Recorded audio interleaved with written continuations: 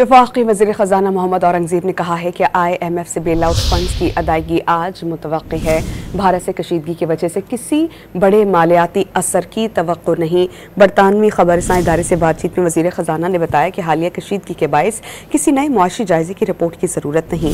IMF के साथ budget पर बातचीत 14 से 23 मई तक जारी रहेगी। अमरीका के साथ तजारती मसाइल जल्द हल होने की तवक्को है। उन्होंने ये भी बताया कि भारत को यकतरफा तौर पर मुअत्तल सिंध-तास मुआहिदा वापस बहाल करना होगा। वफाकी वज़ीर ख़ज़ाना मोहम्मद औरंगज़ेब ने कहा है कि IMF से बेल आउट फंड्स की अदायगी आज मुतवक्की है।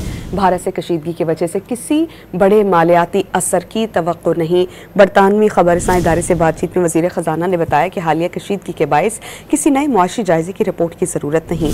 IMF के साथ बजट पर बातचीत 14 से 23 मई तक जारी रहेगी। अमरीका के साथ तजारती मसाइल जल्द हल होने की तवक्को है। उन्होंने ये भी बताया कि भारत को यकतरफा तौर पर मुअत्तल सिंध-तास मुआहिदा वापस बहाल करना होगा।